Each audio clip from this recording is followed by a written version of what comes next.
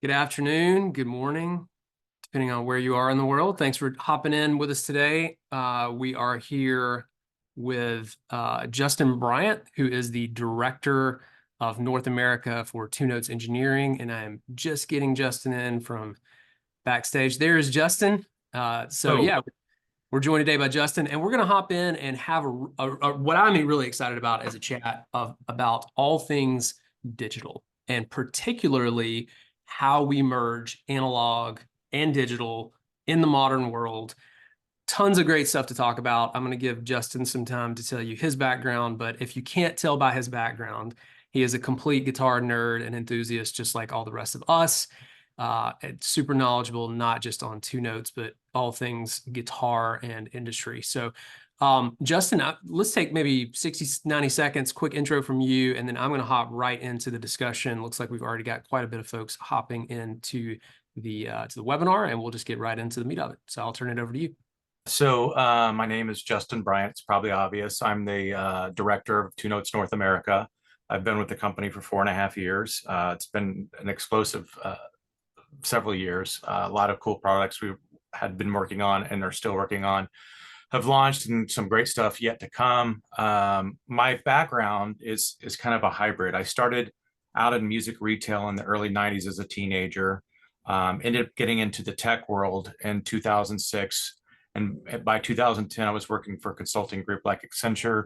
And then 2014, I started my own tech consulting company, which was purchased by that former company that I worked for in 2020 or 2018.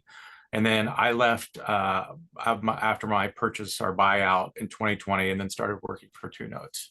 And I worked on all kinds of things, like massive applications. For one example is Nigeria, working on in the oil and gas industry on a massive 30,000 fuel truck app that had a whole backend system to it that was carrying around petrol and all. So pretty diverse background. But I will digress and say I'm really just a guitar guy. Yeah. That's really where I started, and that's still what I am. So anything I've done out of that, it's either by imposter syndrome, or it's just applying those skills in a different way. Absolutely. It's like so many of us, man. That's awesome. Well, where I think I'd like to start out in the conversation is, you and I have gotten to know each other really well, and we've talked a lot about, what the industry has done over the past decade and how we've gone from, you can't have anything that's not a tube amp to do you even need a tube amp? Everything in between. Yeah. So just maybe give us your quick synopsis around, sort of where we've ended up over this past decade of evolution on digital and analog, and then we'll kind of hop into a chat around where's the hybrid, where's the middle Yeah. ground. Well, I'll go back further than that. I mean, digital technology for guitar stuff really started in the 80s. And a lot of that back then, if it was purely digital, a lot of it sounded harsh and artificial. But back in the 80s and 70s, you would see hybrid systems then. You'd see digital control with analog circuits. So that this kind of stuff has actually been around for a long time. Now, to your point, over the last 10 years, we've seen the modeling world completely take off. There are so many different flavors and options of which one's more real and which one's the best and which one do I need and how many buttons does that need. So it's just kind of transcended that and going a little bit different direction. What we're kind of known for is that hybriding of the analog and the digital side. Things like the Capture X, for example. But as far as where it's going, some people think maybe we've gone too far already. With other people, it's never enough. But something I think is very important. 10 years ago, unless you were very tech forward, you didn't know about any of this stuff. It was Yeah. literally, I played my tube amp that I've always done.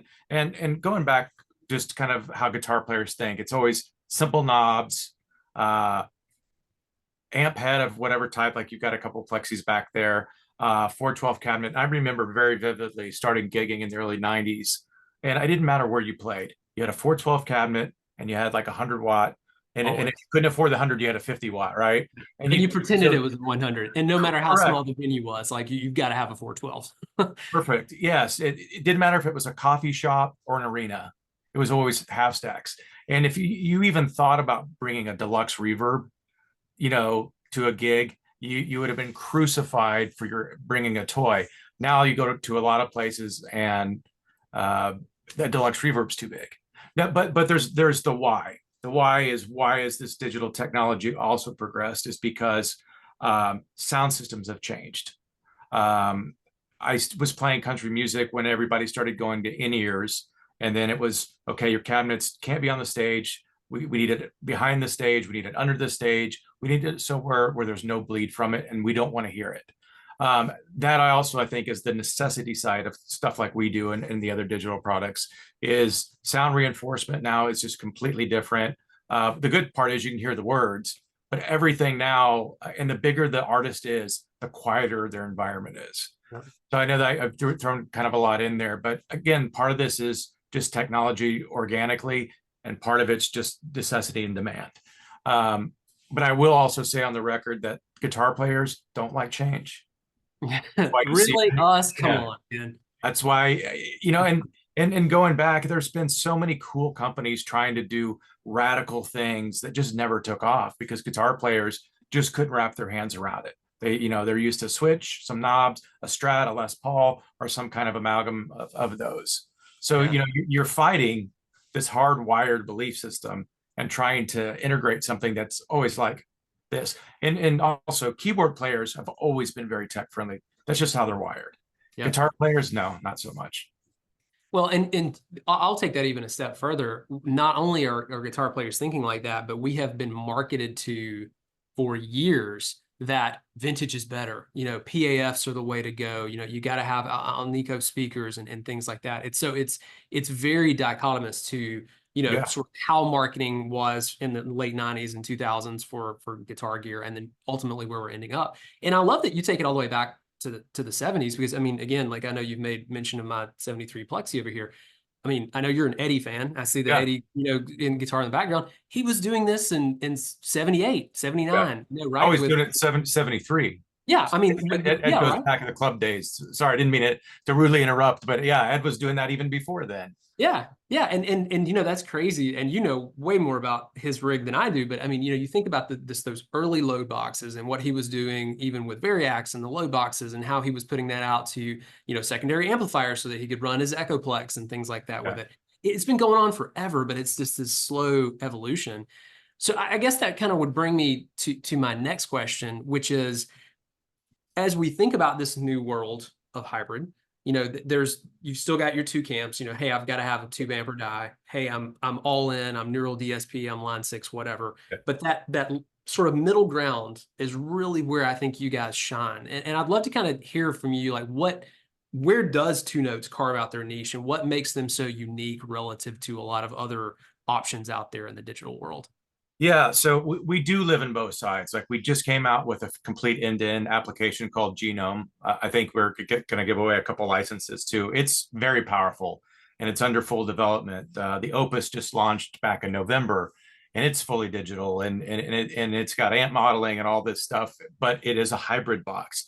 I'll go back a step and say that we look at our products more as utility tools. Yeah. It's not a guitar. It's not an amplifier. It's not a pedal. It doesn't have any of that ornate sexiness to it that people drool over, but it performs a function. And we like to think that it performs those functions very well. And that gets back in the necessity side. We've sold, I don't know, somewhere around 30,000 Captor X's in the last few years. I can't remember the exact number, but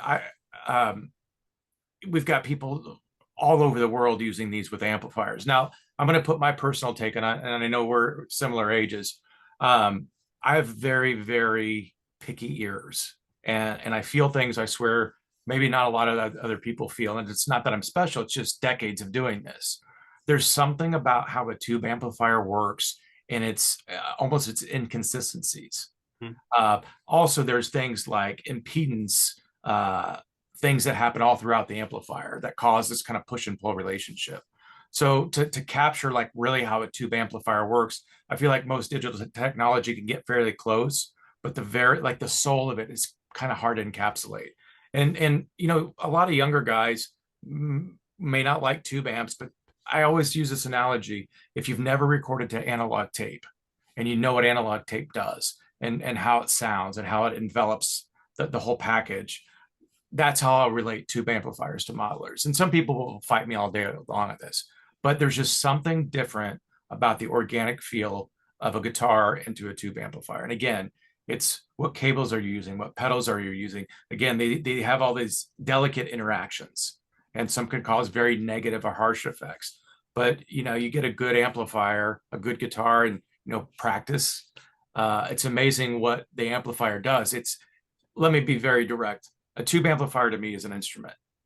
It's not a replication box. It does its own thing. And sometimes modeling to me gets more into that reproduction side. It's more like a CD versus, I wouldn't say an album, but it's not a CD versus like a 24, an MP3 versus an album. Yeah, absolutely. Absolutely. There's just something different. And the guys like Joe Bonamassa that say, I don't use modeling because of this, he's not wrong, but at the end of the day, they're tools. And if you're going to play places, you got to, have something that makes that work. So I'll just directly answer what you were asking. Products like our Captor X, which is a direct box about this size, we've sold, like I said, tens of thousands of them. They're a great middleware appliance. You literally can take that amp behind you, plug it into that box. That box will absorb that power. It'll convert it to line level, and that uses our digital technology and powers our Dyne IR, which is our proprietary tech. And then you can be as loud or as quiet as you want. You can put headphones on, but you're getting that amplifier driving the way that it really needs to. And I think that also a lot of people don't understand that most tube amplifiers are based on what we call Class AB, a push and pull type circuitry. And a lot of them have sweet spots of where they should be driven. And on one or on half, it's really, you're just driving the preamp on newer amps to where it's almost buzzy. But then again, you dime those and they kind of fall apart. But older amplifiers like Fenders and Marshalls from the 60s and 70s and early 80s, they're meant to be driven hard, where you're really saturating the output stage and the preliminary stages before that as well.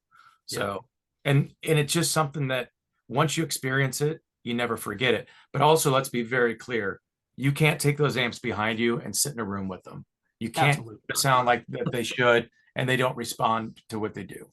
No. So go ahead. Well, and certainly not without hearing damage. I mean, and that's something, again, I mean, you mentioned, we're about the same in age, but, I played with extremely loud Marshalls and 412s all my life. And now I deal with some tinnitus. And, I mean, so there's just the physical health and safety of like being in a room with a 100-watt amp when it's on 10. The things that I'm very cognizant of now are, yes, I have tinnitus as well. And it's from the same thing. I want to blame it on cymbals. And I think cymbals and loud monitors definitely, have an impact, but the high mid range of the guitar amp definitely can do some serious damage. It's funny now in retrospect to think about how loud we really played. Mm-hmm. And that goes back to the amplifier as an instrument. I dare take people that have only used modelers and give them a 100-watt plexi through a 412, let them dime it. It's like a wild bull, and if you don't have that experience, it'll just eat you apart. But going back, we were playing so loud, and it felt good, but it was doing damage. But anyway, I feel like now that I'm playing more practical rigs, it's like, wow, we were really that loud. It's almost like scary, thinking how loud we were. Well, and you take volume aside of it, you also get back to the usability front. And again, not everyone needs a 412. And, you think about smaller clubs, you think about there's, the massive amount of people like in a praise and worship situation where you've got a very controlled environment. You need to have something that's direct. How many people are recording? We did some consumer research a few years back, and we found that like 68% of the people that were, joining BuyOrBorrow Music were like getting involved in home recording. And a lot of them still early on their journey. So when you start to think about taking a beast like this and trying to sit at your house and create some tracks, if you're like me, you've got a wife and some kids at home, I mean, you can't turn that thing to 10. Yeah. But I have been using 2Notes for quite a while now, and it's been revolutionary to my workflow simply because it's an easy way to get it in the box. But I think the other thing too that a lot of people tend to overlook because they look at the tech is I just love the attenuation features in your products as well, right? Like a lot of times I want to still hear my amp, And at home, I've got an orange or 15. It's Yeah. one that I've been borrowing through our program, and I love it, but I can't even it at 15 watts. I can't dime it, but I can flip the switch down, right? And Yeah. I can pull the attenuation down to the home studio level, and I can feel it, I can hear it, and then simultaneously I can record that into my system because, like you mentioned, it's the feel for me. I want to feel that in the room, but I don't necessarily need that to be the mic system. So let's talk a little bit about Genome and how you guys handle, things like Dyne IR. Those may be new terms to some people that are Yeah. here today. So we'll put Genome aside for a second because it could confuse Sure. people because it's software and it works with DAW stations. So that's completely computer based. Um, Talking about what we do, again, the Capture X takes that loud signal, pads it down, and it keeps your amplifier safe. By the way, people don't always understand this. A tube amplifier has to have what we call a load. And a load, by general definition, is a speaker. Right. Something to keep that there. And because if you don't, you end up shorting out the amplifier and you will blow it up. You're lucky if you blow a grid resistor, but sometimes you can do way more damage than that. So first of all, it's safety. You can drive these into amplifiers. You can get it whisper quiet. You can get it to work with your PA or a recording system. So it's got, three different kind of use cases. But what our technology does, and this is the secret sauce and the more complicated side, I'd be remiss also if I didn't say this. Our team in France, where our R&D is primarily done, several of them have PhDs, and they have specialties in AI, electrical engineering, all kinds of different things. So what makes us different to what you were asking before is, so you get that load box, you get that signal down, then what's next? Well, we have a proprietary way that we capture speaker cabinets front and back. And it's an ecosystem that we've built that has over 700 different cabinets in it, and it's ever expanding. So literally you can put the microphone or two microphones, any access, position, distance, front, back. You can do all kinds of mic techniques that you normally couldn't do. But you also, every capture we do uses real analog gear, uses analog mixers. We use real microphones. So if you're using a 57 from one pack or a U47, which is a very, very expensive microphone, each pack's going to be specific to the ones that were used, the room that it was used in. All that stuff has a part in that. So basically, we're taking the console, the microphones, the room, the speaker cabinet, the proximity of the microphones, and we're encapsulating all that into a small size direct box.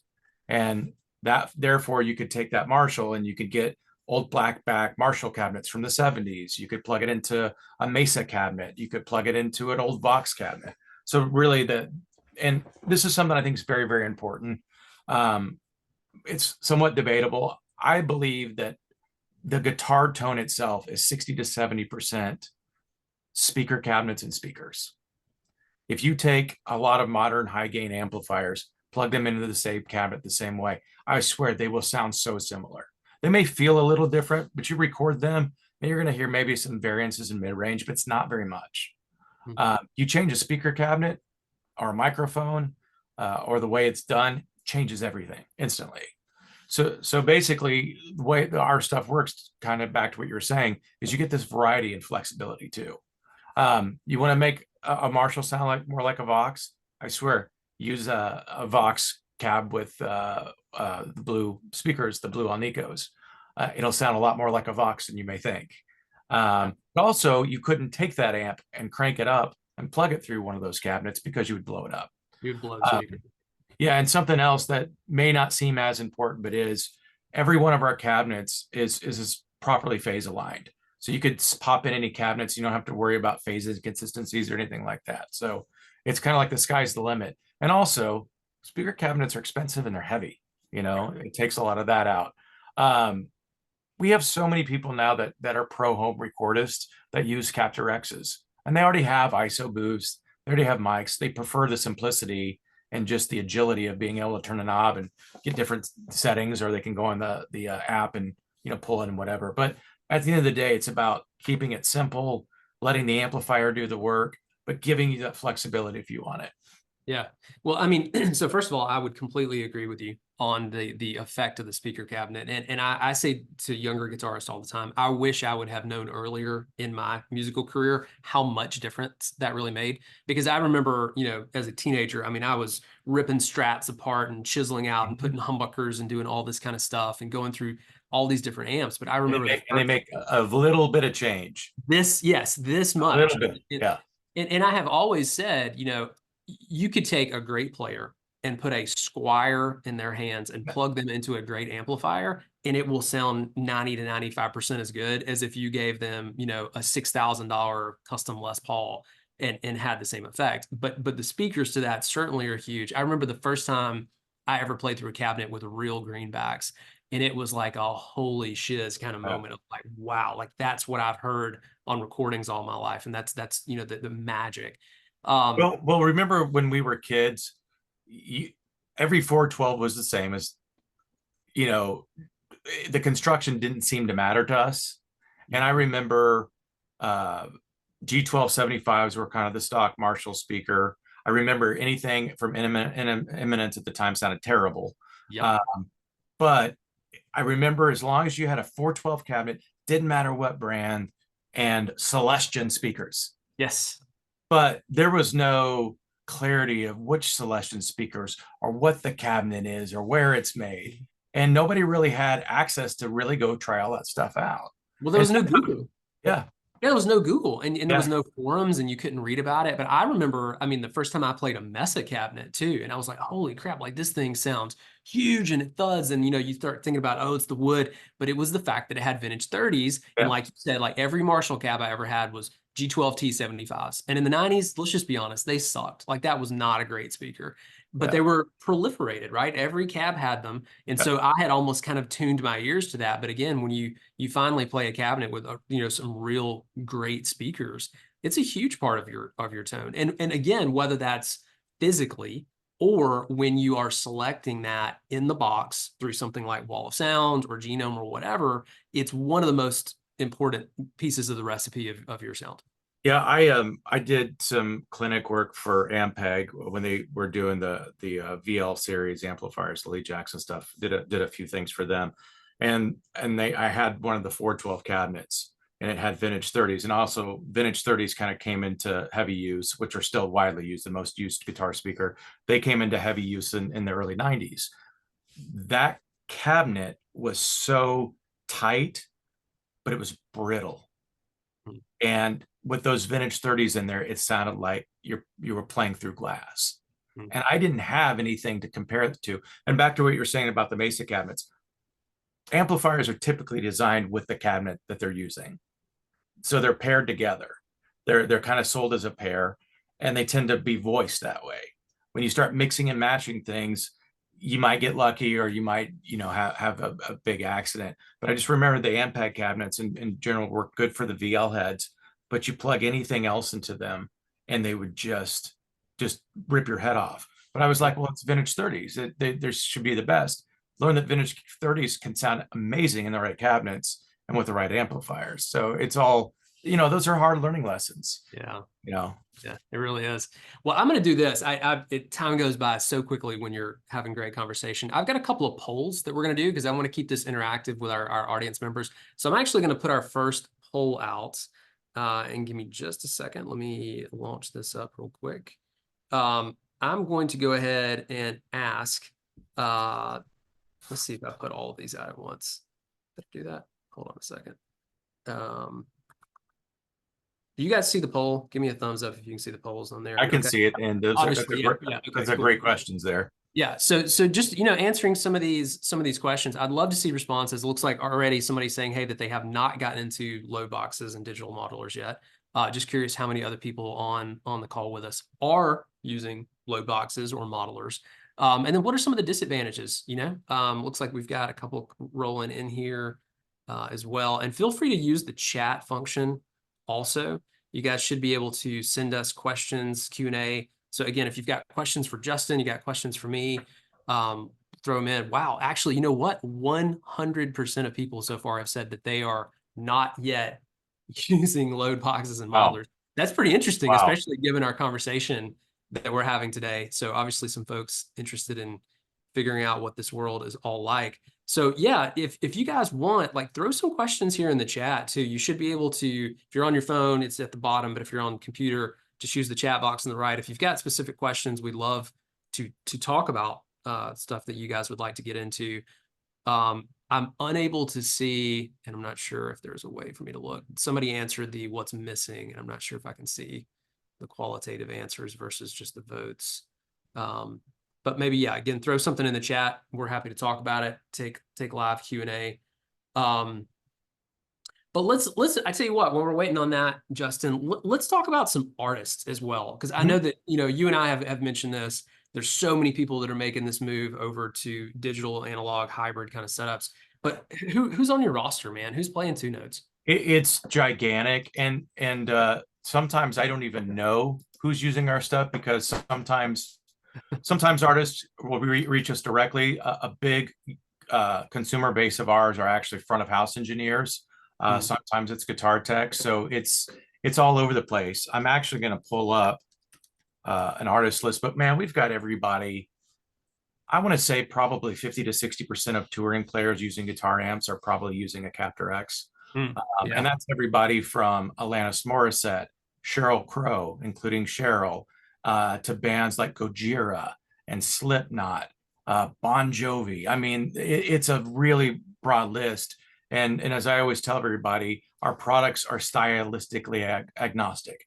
You can be playing the most cutting edge modern metal, or you can play the most rootsiest Americana. It works for everybody, because again, you have that flexibility. It's this isn't a metal box. It's not a classic rock box. It's not like that. It's just it's a utility tool that works for everything. And luckily we have enough options to get you there with your tone. Yeah, that's awesome. Well, I've got some of these answers I was able to drill into. So so one person said, you know, advantages of digital modeling, like the ability to dial in a variety of tones across decades, right? Like if you're in a cover band that's covering stuff from 70s to 2000s, you know, having something like digital modeling can be huge. And then a couple of people had some interesting answers on what's missing. And somebody said, you know, presence and feel. You know, how do you conquer those obstacles, like the feel of the amplifier through the digital sense? And then another said, you know, sort of this quote unquote analog response in terms of compression and dirt in response to dynamics. I think both of those are really interesting. And I'm also very interested in how those came up, given that literally 100% of people said that they have not yet got into modeling.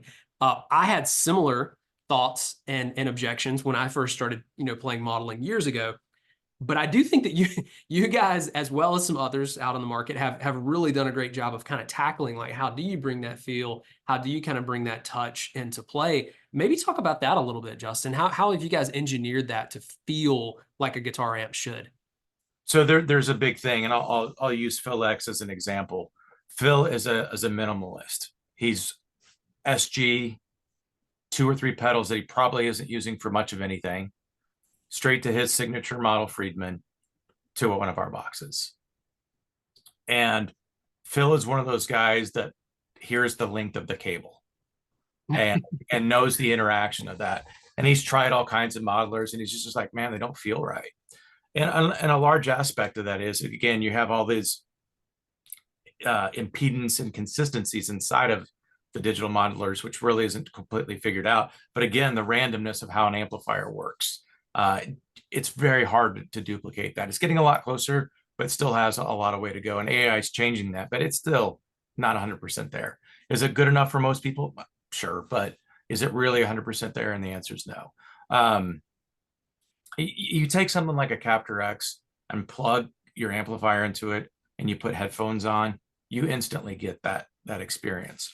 So the other part is that something like a Captor X is usually used in conjunction or in place of your speaker cabinet. So that means the amplifier is doing all the heavy lifting.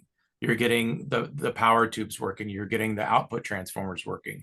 You're getting all that interactivity of that. But then the box is your speaker, and it still keeps that sound in there. And something I'll also say is, I've worked with guys like Steve Stevens at Dave Grohl's studio a couple of years ago. And when we were doing Steve's signature pack, I had a live cabinet in the room with microphones on it, and I had the box in the room with me, same amplifier, and I was working on that Neve console that was in that movie. I can't remember the name of it. Not It Might Get Loud. It was the one about Sound Studio or Yeah, the Sound City. yeah, Sound City. Yeah, that Dave Yeah, Grohl. Sound City one, and the console is a big part of that movie. Yeah. So anyway, Steve could instantly hear the difference in a Chinese microphone versus an American microphone, say a 57. When I had him A/B testing, and Steve is one of those guys too, he feels all that. And he's looking for nuance, he's looking for harshness, he's looking for interactivity. When Steve and I first did the test, he was wrong. He Wow. got it wrong. And when I get there with an artist, I go, we're there. You know, these guys know everything. They can tell you when a string is half an hour older than another string. You know, they really know it's there. So it's if you're able to kind of isolate that part, you really can't tell a difference. Plus, you get all these advantages that you couldn't get before. Is there another part to that I didn't answer? So I can go on Well, about that. it was really around the feel and Yeah, how is the technology trying to bring that in. And yeah. I'll even mention, having worked a good bit with your software now, like the way you can actually put drive on Mhm. microphone. So you can actually have the effect that, if you're driving a louder dB, Yeah. It's like SP an excursion compression control. level. Yeah. Exactly. Like it's able to dial that in. You're able to dial in some sag. Yep. If again, I come back to Genome because I've been using your Genome software a lot lately. Things like that are where you can actually start to feel, that kind of stuff. Because I agree as well. I mean, to me, it's like compression. I always have said I don't hear compression as much as I can feel Yeah. compression, when I'm playing. And it's the same thing with modeling or being in front of a real amplifier. It's really that visceral sort of back and forth between the fingers and what you hear coming out of the Yeah. amplifier. So Dave, to go back and answer the other part of your question, this is something that's paramount that people don't always understand. People always go, well, the feel's not right of direct solutions, and it doesn't feel like my amp in the room is always the thing. I'll address that the simplest way I can. First of all, with any modeler and any of our stuff, you're hearing the mic'd up sound, coming through monitors. Monitors don't sound like guitar cabinets, first of all. And also the way that because of that, there's no, huge low end bump at around 80 hertz that's, pushing air at you.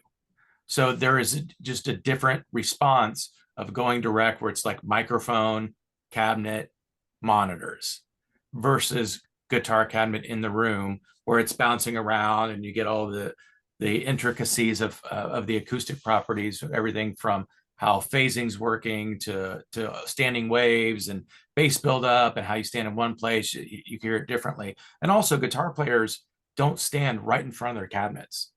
Mm-hmm. You don't do that. It's awful. But when you're hearing monitors, either in ear or reference monitors, that's in your face. You're not hearing guitar down here anymore. You're hearing it up here. So with the feel side, there is something you're always trading off. But once you get used to it, you understand it. You're not used to maybe some of these upper frequencies, around 5-6K that you may not have heard before because the guitar cabinet's way lower. So Right. it's just a little bit of a different thing, but it's nothing that everybody hasn't adjusted to it. And I'll go back to what I said earlier. The bigger the band, the bigger the venue, usually the quieter the stage volume. That means the only thing you'll hear are maybe some cymbals. I was working with the Smashing Pumpkins last year, and I was on the stage, and I had an ear pack, and I had a mix of what the guitar player had, and I could hear everything in stereo, and it sounded great. I took my ears out, and literally, I heard some blowback off front of house, but all I heard were like some cymbals and like a little bit of snare. Like you Yeah. couldn't hear that. Put the earbuds in, it's like this huge sound. Yeah. So Well, and I think that's a really important point, Justin, is that because so many people are now moving to in-ears and really even you get down to amateur musicians, playing in clubs. I mean, it's crazy how many members of Buy or Borrow I talk to who are using in-ear monitors even for smaller gigs. And again, like you look at a praise and worship situation or anything like that, I mean, it's proliferated. And so I do think that has fundamentally changed the way that we as guitar players interpret the feel of our amps, how things sound. But I want to go back to something you mentioned about when you were in the studio with Steve Stevens, having, things running live in the room, having a box over here as well, being able to blend together. You know, Personally, that's what I found I enjoy the most. And again, I'll go back to my setup with my little orange OR15. I drop it down into the highest attenuation setting just so I can feel something in the room. But then everything going into Logic, which is what I use for my DAW, Mhm.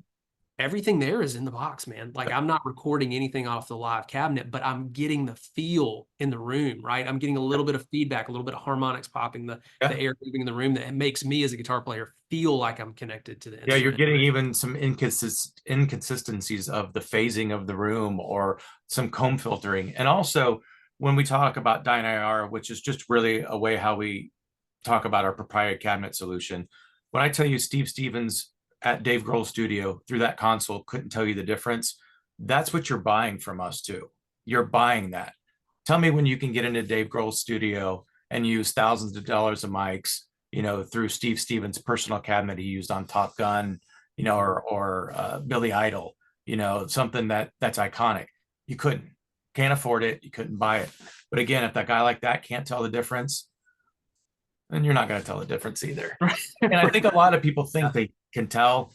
It's Most can't, honestly. I think they want to believe they can, but It really is to that level. And we've done shootouts here in the shop as well. Like we'll take, real pedals and we'll put them up against, line 6 variants or, Mhm. in Helix software. And it's almost indiscernible between the two. What And do you notice? What do you notice though? Going back to our conversation, what do you notice different though? There is something well, different, so, and so it's to not me, necessarily the sound. well, and to me, like primarily where I can really tell is overdrives, right? Because it is again that little bit of feel you can tell, under the fingers. Modulation delays, it gets Yeah, really, really difficult. I completely agree. And so, like for instance, like I love the Memory Man version just in the stock Mhm. Helix HX Stomp. Like it gets so close, and I've got a real Memory Man. I love it, but like you put those two together, I mean, it's really hard to do the blindfold test on them. But I will say that the overdrives are one of the places that it is a little bit more, I guess, off axis than some of the rest. What's your take, man? I know you deal with this stuff Yeah. all. So I think the same. I just saw King Zach's the other night, and Doug Penix is a good friend, and he's such a good guy. But I was looking at Ty's rig, and he uses a solid state orange, two 412 cabinets, and the Line 6 HX effects. That's his rig. And man, he was using the Univibe sounds. He'd use chorus to get some of the old King Zach sounds. And I have an HX effects, and man, it's super impressive. I've also got stuff from Eventide and Strymon, but I'm telling you that Line 6 HX effects and their effects are just so good. What do I hear different? This goes back to what I keep talking about over and over. What I can hear different is more what I can feel different. If you're using like a super overdrive in the box of that versus a real one, there are feel differences, and it's literally back to impedance or impedance interactivity. It's just different.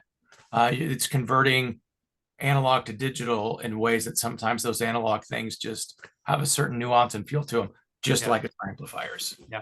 Well, So and just like using volume control on a guitar. yes, And again, like, going back, plexi, stuff like that. What I love, I used to use a single channel amp throughout most of my playing career. And like, people would always ask me, like, well, where are you getting your clean tone? I'm like, volume control, lighten your touch, so right? Like it's just so yes, and you nailed that. Um, all modelers don't work properly when you roll the volume back. that's the difference. And They'll that's what either gate or they filter Mhm. out those transients. So if you're like a virtuoso with the volume knob and you use that semi-clean or semi-crunchy sound, modelers don't really do that right.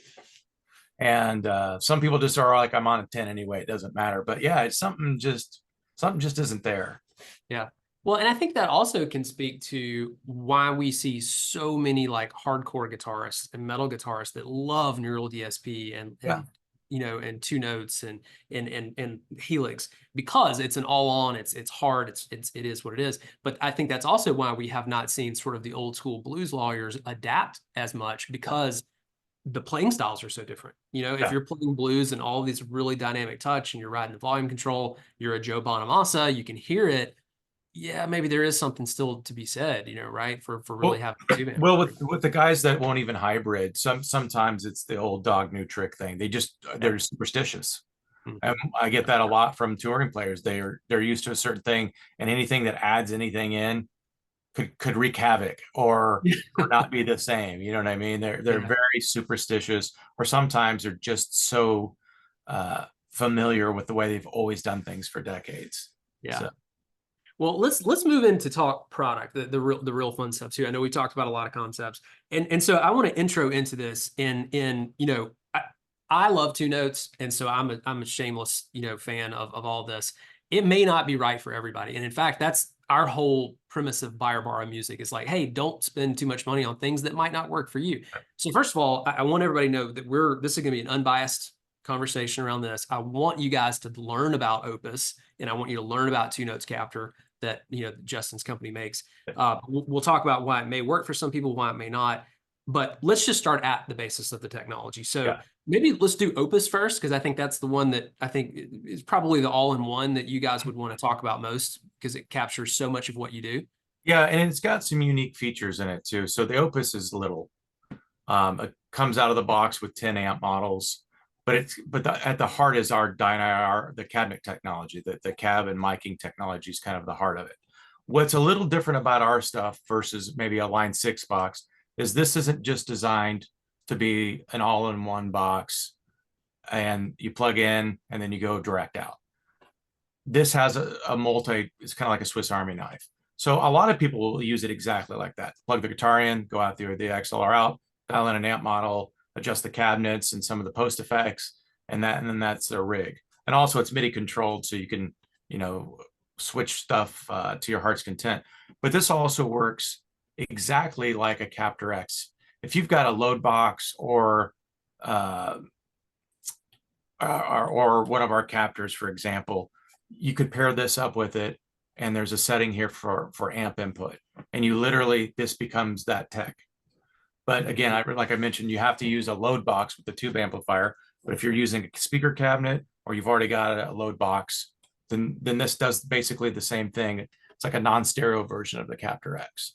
So there's just a lot of different usages, and it works really good. A lot of rack players, the 80s rack guys, really like these as kind of the endpoint for their rack systems too, because it models everything from the preamp and very importantly the power amp side as well. And so, like I said, it's a Swiss Army knife. You got multiple uses, and it's a small box. Yeah. So, and a lot of people don't know that. I hate to repeat it again, but if you have a load box, this may be all you need. You know, Yeah. you don't necessarily need a Captor X. And I would agree with that, because again, I come back to, like, I have a Captor X, but I've often asked myself, like, would I be just fine with a Captor? Because most of the modeling, the speaker modeling I'm doing is in the box. So for Yeah. instance, I'm using Genome, or I'm using the Wall of Sound plugin in my DAW. So yeah, I mean, maybe you don't need that. If you're playing live and you need that stereo out to go to front of house, maybe that's a great product for you. Maybe it's not. But the thing I've loved about the Opus, and to really get down to brass tacks of what Justin's talking about, you can set up a preamp. You can set up effects, like studio grade effects. You can set up the cabinets all in that Opus box. And literally with two knobs, I mean, you've got the ability to start dialing in these tones. And, of course, you can hook this up via USB. You can save those settings. There's a lot of really good software to help make that easy. But the thing that blew my mind when I first looked at Opus was the fact that you can also plug your amp into it. And that's when I had my aha moment. It was like, holy shit, like now we've taken the case and putting two layers of icing on it, right? The only challenge being, of course, you have to have the load box on the opposite side. But at that point, you can mix and match your real amp, a digital amp, different speaker cabinets, studio effects, everything is kind of right there. So Yeah. it's a really interesting product. And there's a saying that's a guy, a friend of mine would always say is eat your own dog food. I still play gigs. I don't play near as many as I used to. I live in Nashville, but I am doing a couple of gigs next week in Austin. And I literally will carry one guitar, gig bag. This will be in the gig bag. And that's the rig. That's the whole thing. And, just that portability, or even as a backup system, it's just killer for that. And not to discredit any bass enthusiasts that we may have in as well, but there's a lot of bass rig Yeah. options as well that exist there, which I think is really cool because you can, again, in one box. And actually, you guys have acoustic guitar sims in there as well, right? Yeah, Like, so that you brought up a couple excellent points. This is awesome for bass players. Something also is you can actually split the two outputs. So you could actually run this to a guitar amplifier pre-post stage, or you could run two different lines. So if a bass player is using any of the bass amps, you could run one to front of house, you could run one to the amplifier that maybe isn't the amp side or the cabinet side. So you could run just a complete DI signal, or let me make this simpler. A lot of bass players like to run a DI signal and run an affected signal. That way you get front of house, all kinds of options. It literally can be kind of limitless, just in the output routing side of it. Something I wanted to add in there were things to appeal to acoustic guitar players, because that's a market that really doesn't get much love. And by the way, bass is probably 5% of the guitar market. It's a small market. They usually don't have a lot of options, and they're a very passionate bunch. I'll say that. But then acoustic guitar players don't really have a lot of access to guitar sim products. So we added out of the box 50 acoustic IRs. And again, with that dual routing, you can mix the pickup system and then the guitar with the modeled guitar, and it sounds great. So you can do all kinds of different things. You want a big body Gibson Jumbo, it's in there. You want a Martin, it's in there. And load your own stuff in there too. And something also about our system is it doesn't matter if it's acoustic impulses or speaker impulses. We do have an open system with third-party stuff, where a lot of people, you only use ours. If you already have stuff you like, well, too bad. So we keep that open. But yeah. So if I broke this down simple: guitar, bass, acoustic. Yeah, that's killer. So I have, this is my own error. I realized we actually had some chats coming in, and they were on the Q&A and not the regular chat. So I want to read these off to you. Okay.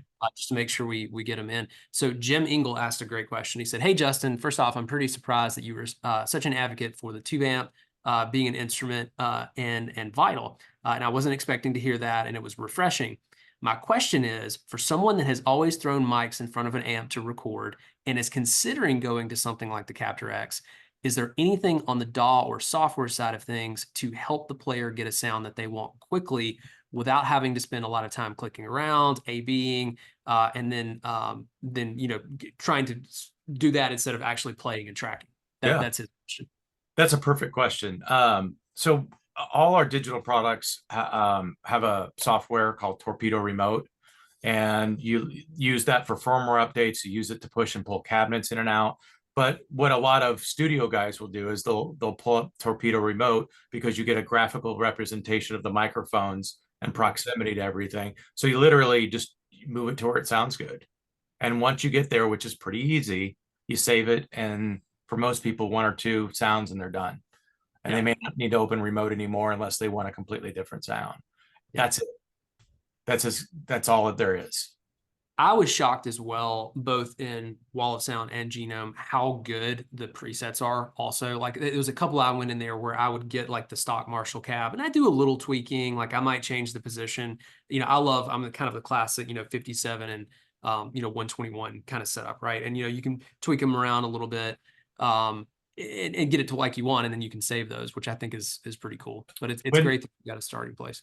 I'll tell a very quick story, and it's related to Phil X. I sent Phil a box, and it was right when COVID was like crazy, and Bon Jovi would still try to do rehearsals once a month, but they had to isolate each other. And Phil had not really used this at all. He just stuck it in his gig bag, got on a plane, and I can't remember. This is when you could get on airplanes, but I can't remember the protocol at the time. But he got there and just was ballsy enough to give it a shot without really trying it. And he put it on preset number 1, which is called Heavy Dry. And then he did the whole rehearsal like that, and he was just hooked. And more importantly, the techs were hooked, and they're like, "This is just awesome. It doesn't have all these phase problems. We're not getting bleed." And he became an advocate right then and there, just by, "I'm gonna throw this in my gig bag and give it a try." So to your point, yeah, we try to write good presets so you can get pretty immediate results. And honestly, these boxes are so easy to use at their core. You just plug an amplifier in your guitar into it and turn it on, and you're gonna go, aha, I get it. And that's the thing is our dealer base is pretty strong. We do know a lot of people buy stuff without trying it or just buy online, but or and you guys are the best outlet for that, right? Don't know if you're gonna like it or not. Just contact you guys and try it out. But I'm telling you, people get this, say they rent this through you guys through the program and they plug it in, it's like aha. It literally kind of takes care of itself. And I think that the thing that like a Captor X really does is it keeps you using tube amplifiers. I like to think we have a decent influence on the tube amp market of keeping people selling big amplifiers. Yeah. Yeah. Well, because you really are the bridge between that analog and digital world. That's what I love. So there's another question in here too, and I think this is a very relevant one. We talked earlier about like presence and that sort of feel kind of being the missing piece. So the question is, what internal component in a digital modeler is the one that needs to be most, quote, improved upon in order to get that presence that you get from real tube amps? And what progress is being made toward improving on those components or that system? So us and several other companies, and Neural's another one, we have AI engineers building not only the algorithms, but they're doing all the computational stuff. And the way that machine learning works is you keep running these processes, and the processes not only get better and learn from themselves, you can capture things in different ways. And to answer that question better, Genome is an example of it's a hybrid of AI capturing. It's digital modeling is used in there too. So we capture what are called epochs. We might do 1,000 captures of something to get all the interactions between different tone knobs. But then you use actually some digital modeling or physical modeling of components to make sure that the values are right and things like that. So you're not just using all profiling, you're not just using all digital modeling, you're doing a hybrid of that. But it's very, I mean, you have to not only hire the people, the tech has to be built, and that takes a couple of years, even if you have the funding to do that. And it's a revolving door, but that's what the next generation is, and it definitely is a step up. Does it replace tube amps? I don't think it's ever replaced them for me. Does it make it a lot closer and get back a lot of those things that are gone? Absolutely. Yeah. And we're very, very much on that. So again, Genome, for anybody that's listening, if you go to 2-notes.com, we have a free 14-day trial. So you can try it out and see if you like it. But all those amps in there have an AI component to them too. Yeah. And we also have the neural amp modeling stuff in there, so you can play all those types of files as well. But that's all AI stuff. So once you try that, you really get more of that, oh, the volume knob's working a lot better kind of thing. But it just is where everybody's headed, and a lot of people are there, and it's going to evolve. So it'll get more real than it already is real-ish. AI in general. I mean, that's where we're headed. It's always evolving. So we're getting close on time. It's been great chat. There's one last thing I want to talk about, which is Genome. And I specifically want to hear, your take on Genome, but you've used the word open source before. And I know that's something that as soon as I saw Genome, I got excited about. It's like, man, like you can go take captures made on, I think, 3 different code bases and upload your own. You can do your own IR captures. You can do your own amp captures. So if you really want to nerd out with this stuff, the sky's the limit. You can start converting your own stuff. So maybe tell us a little bit about Genome and how someone might go about making their own captures of their amps and cabinets. So the profiling process is segmented from that. It's different. There's a lot of online sources to teach how to do profiling, but basically profiling is you're using your amplifier, you're putting a microphone in front of it, and then you're creating a loop through your DAW, and you're capturing little snippets of time. And you have to use that with a 20 to 20K hertz generator. And I'll be cautious, and I'm not in running your question. It's very difficult to get good profiles. And it's almost to the point where people will just buy third-party packs or go search on the internet. The searching is a pain, but almost with that, I'd almost encourage people to let people that have already done it go there. But you can do it, and do allow stuff like that. So it's definitely, with our Captor X's and Opus, you can make your own, profiles as well. But that is a complex process. And again, if you're new to this, I wouldn't start there, but there's a lot of online resources that teach you how to do it. And I will tell you, it's painful when you start doing it, because you think that you're just going to get this amazing result out of the gate. You learn that it's an art and it's physics. Science. Yeah. Yeah, for sure. Yeah. But you guys also have a ton of, pre-made packs. I mean, basically any great speaker pack, is there. You got the whole Celestion, portfolio that's on there that you can buy. It's extremely affordable, especially. Over 700 cabinets and more coming. I'll be in LA working on some cool stuff next month.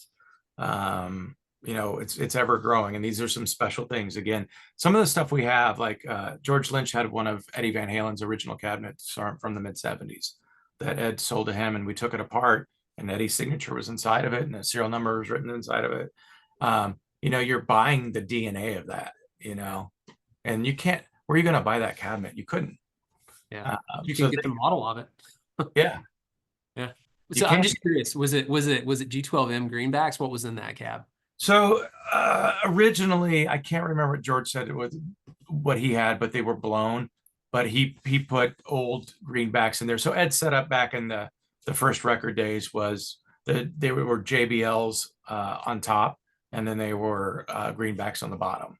And actually, we have one cabinet of the top speakers and another one of the bottom speakers. And then, like Genome, you can mix those two cabinets together. And it does something interesting, because the JBL speakers are real bright and harsh distorted, and then the greenbacks are warm. But when you blend them together, it opens this mid-range up, and it's like instant Ed sound. And Ed didn't use that technique on everything, but he did do it on several songs, and you hear it. It's there. Yeah. It's this kind of new thing. Yeah. So, but again, where are you going to get that from? Yeah, well, exactly. Where are you going to get that from? And where else are you able to do all that kind of advanced blending? I am a huge nut. Like, rarely do I record with anything straight mono. I'm usually got two cabinets, and they're panned a little bit, and I've got different things going on, maybe different mics, different speakers, whatever. But that's what's so cool is Genome or Wall of Sound. You just get in there, and it's a mouse click, and you drag it around versus having to, spend a half an hour setting up mics and moving stuff around in studio. Well, something else about Genome is it's right. We'll have a standalone version soon, but it's a plug-in for like Logic or any DAW system, but it's end to end. So it's pedal effects, overdrives, everything from clones to tube screamers and rats. And then you've got a ton of different modulation effects, some killer reverbs, just absolutely stellar, on par with UA, on par with Lexicon. And then you get the amp model side. And then you get the AI modeling side. And then you get all the post effects, and you can run the cabinets. So it's like a suite. It's a whole end-to-end system. Yeah. It's not just an amp or just the dyno stuff. It's everything. It's the Swiss Army knife, man. Yeah. Well, it's ever expanding. We're getting right to the end of time. And so we've already gone through, and one of our team members has picked out our two winners for the Genome licenses for 1 year. And so those are Jim Engel, who asked a question earlier. So that's awesome to see him win. Jim. And then Markleford F, I'm not sure the full last name, but yeah, both of you guys will be in touch via email to give you the links that you need to download those systems. So have fun, Jim. And that'll be cool for you too, man, especially since you were interested in trying this out. This will be your ticket to do that for free. So I hope you enjoy that software. And for everyone else as well, you'll get a free 14-day free trial. And much like this, we'll send out an email at the conclusion of this webinar just to give you all the information of how to download that software, how to activate it and get going. It's a ton of fun. And then so the final question we had here posted as well, and this one's a fun one. Of all the guitars you've got in your background, which one is your favorite? Oh, it's like saying which kid is your favorite. Right. Honestly, I've got a 66 SG that's probably my number one. But obviously, I come from the 80s, so you see Van Halen stuff, you see Yngwie. That gem is really special too. That's one of the first. Oh, you can't see it. That's one of the first gems made. Oh, so wow. 1989. Yeah, I was going to pick it up, but yeah, you can see it back there. Yeah. A little bit. But is that a single cut you've got PRS there beside it? That gold Yeah, top? that's a 495, and there's actually a couple more. I think I have in this room 44 guitars. Nice. Yeah. So It's a hobby, not a problem. Yeah. I'm not quite there, but I'm close to you, man. no, Dave, I'm a professional. That's how Yeah. I justify this. There are legitimate Absolutely. tax write-offs, Yes, there are. Yes, there I are. Well, think. that's cool, man. I think. Every time we talk, I always gawk at the Eddie Strat. And so is that the EVH reissue, or is that you actually have like a Kramer neck on that thing? I had a friend do that one, and I'm good friends with the EVH guys. They use Captorexes, by the way.